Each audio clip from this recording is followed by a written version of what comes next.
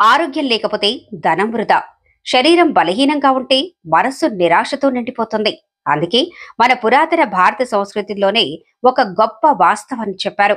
ఆరోగ్యమే మహాభాగ్యం. ఈ నానుడి మాటల్లో కాదు, మన జీవితాల్లో ప్రతిదినం ప్రతిఫలించాలి. ప్రతి ఉదయాన్ని ఆరోగ్యకరంగా ప్రారంభించాలి. శ్వాసలో శుద్ధి, శరీరంలో శక్తి, మనస్సులో ప్రశాంతత, ఇవన్నీ యోగా ద్వారా సాధ్యమే. జోగులాంబ గద్వాల జిల్లా కేంద్రంలోని స్మృతివనంలో జరిగిన 11వ అంతర్జాతీయ యోగా దినోత్సవం ఈ సందేశాన్ని ప్రతిధ్వనించింది.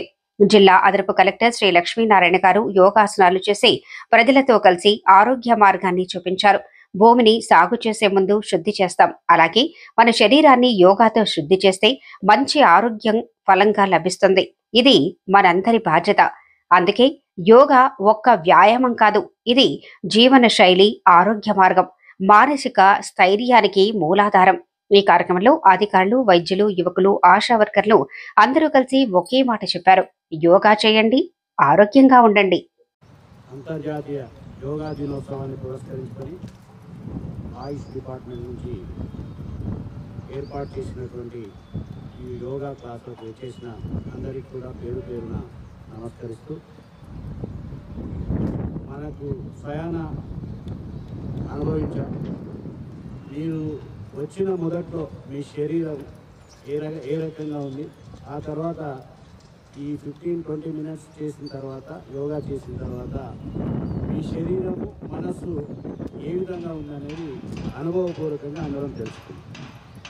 మరి వాస్తవంగా శరీరం ఆరోగ్యంగా ఉండాలంటే ఎక్సర్సైజ్ చేస్తాం. మరి మనస్సు ప్రశాంతంగా ఉండాలంటే మనం ధ్యానం చేస్తాం. ధ్యానము తర్వాత వ్యాయామం, ఈ రెండు కలిసినటువంటిది యోగా. ఈ యోగా వల్ల శరీరంలో ఉన్నటువంటి మలినాలను తొలగించడమే కాకుండా మనసులో ఉన్నటువంటి మలినాలను కూడా తొలగిస్తుంది. మనిషి మెదడుకు ఎప్పుడైతే ఆక్సిజన్ సరిగా సప్లై అవుతుందో అప్పుడు మనసు కూడా చాలా ఆహ్లాదకరంగా ఉంటుంది. మరి అదేవిధంగా మనసు ప్రశాంతంగా ఉంటే, మనసు ప్రశాంతత నుంచి మరి మంచి ఆలోచనలు వస్తాయి. మంచి ఆలోచన మంచి కార్యానికి రూపమిస్తుంది. మంచి కార్యం మంచి సమాజం నిర్మాణం కోసం పనిచేస్తుంది. కాబట్టి మరి మనిషి అన్నటువంటి మనం మరి ఈ ప్రకృతి ఇచ్చినటువంటి అన్నిటినీ కూడా, మనకు అవసరమైన అన్నిటినీ కూడా వాడుకొని సమాజంలో మనం ఆరోగ్యవంతంగా జీవించడం కోసం యోగా అనేది తప్పనిసరిగా పనిస్తుంది. తప్పనిసరిగా చేయాల్సిన పని అన్నది అందరం కూడా మనం పాటించి ఆరోగ్యాన్ని సంపాదించుకోవాలని కోరుతున్నాం.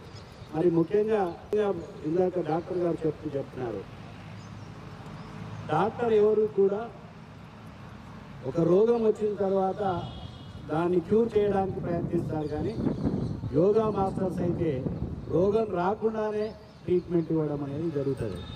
మరి నిజంగా రోగం రాకుండానే ఉంటే మనకి ఎంత హాయిగా ఉంటుందో ఒకసారి ఊహించుకోండి. మనకి ఎలాంటి శరీరంలో నొప్పులు లేకుండా, మనసుకు కష్టం లేకుండా ఉంటే ఎంత హాయిగా ఉంటుందో మనం ఒకసారి ఊహించుకుంటే ఈ యోగా మీద మన ధ్యాస మలుతుంది. కాబట్టి మనం అందరం రోజు కొంత టైం, మరి ఎస్పెషల్లీ మనం ఉద్యోగం చేస్తున్నటువంటి మన ఉద్యోగస్తులందరూ